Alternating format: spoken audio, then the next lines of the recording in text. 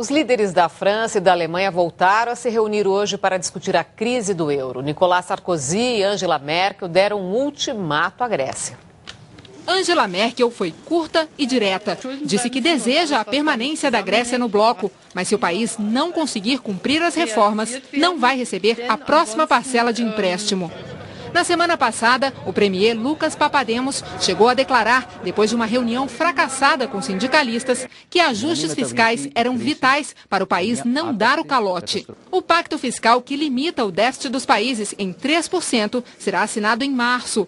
Depois disso, Alemanha e França prometem um esforço para acelerar o crescimento e criar empregos no bloco. Em Portugal, o setor portuário deu início hoje a uma paralisação de 5 dias, em protesto contra as medidas de austeridade exigidas pela União Europeia. Gente, o que a gente pode esperar? A Grécia é importante para a zona do euro? Ou não, é importante achar que é uma economia e tal, porque uma coisa é a União Europeia, outra coisa é a zona do euro. A União Europeia é bem maior, são 27 países, do que no euro, que tem 17.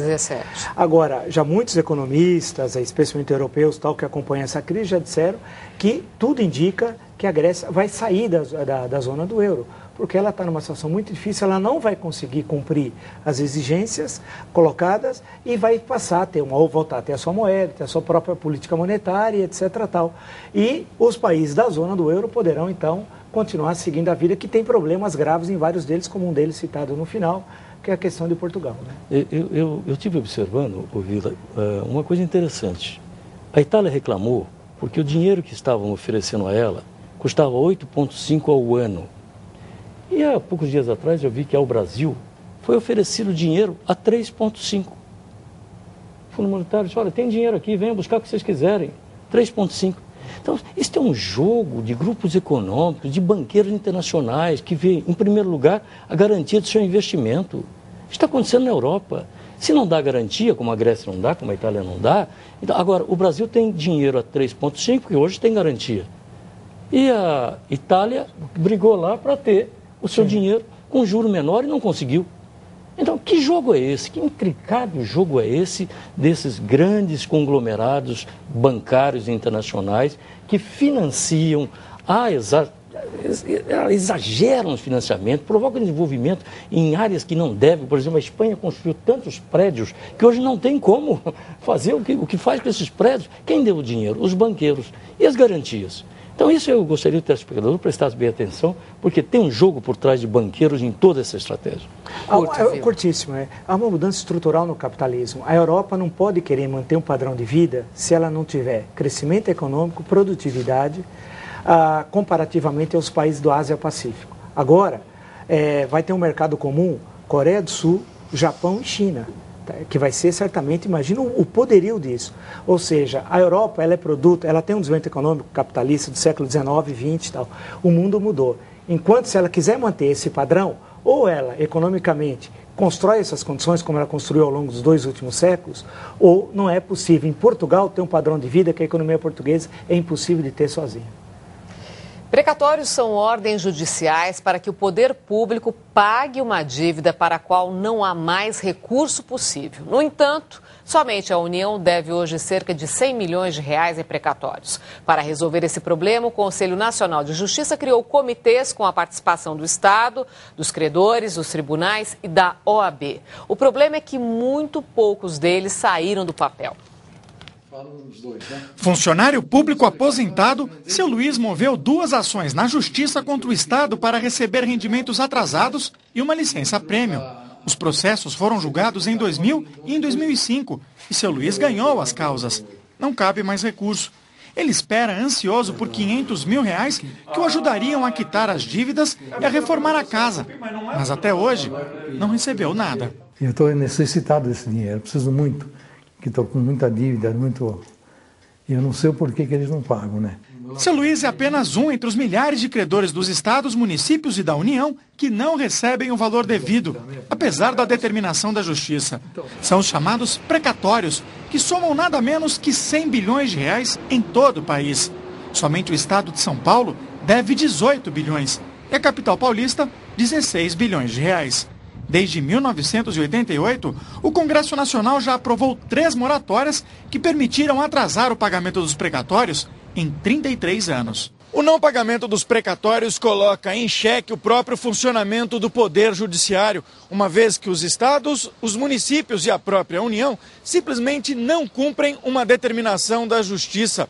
Para tentar resolver esse problema, em 2010 o Conselho Nacional de Justiça criou o Comitê Gestor dos Precatórios, com representantes dos estados, dos tribunais, dos credores e da OAB, para tentar criar um plano para o pagamento dos precatórios.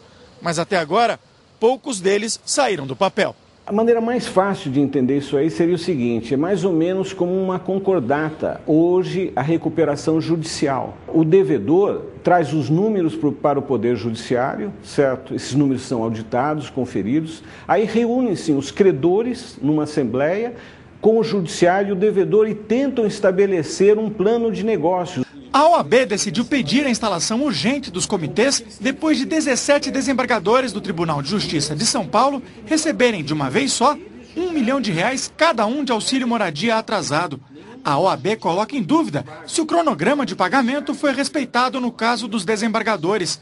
Independentemente de casos como esse, a ordem considera que os estados e municípios não conseguem mais saldar o total das dívidas com precatórios. E eu acho que com o movimento esperado agora no Supremo Tribunal Federal, no primeiro semestre de 2012, de julgamento dessa última moratória que é obscenamente agressiva a tudo que é de bom no país, certo? Nós estejamos num novo cenário, num novo momento e consigamos resolver esse assunto. É uma dívida vergonhosa? Como é que a gente classifica isso? O que mais é imperdoável são esses precatórios alimentares.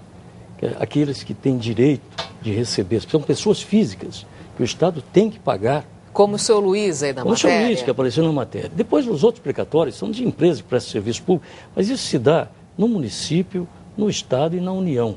Por quê? Porque eles são obrigados, teriam que reservar uma verba orçamentária para pagamentos precatórios. E não destinam essa verba para isso, ou quando destinam o suficiente. E depois também tem uma fila de precatórios para serem pagos. Nem sempre a fila é seguida, é obedecida, há outros critérios. Então, o poder público, o poder judiciário já tentou intervir nisso. Quer dizer, a justiça manda pagar e o governo não paga. E aí, qual é o remédio que eu tenho para poder exigir que pague?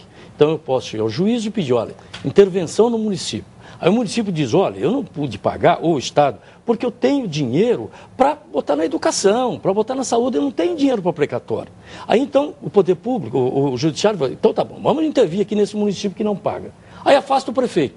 E assume quem?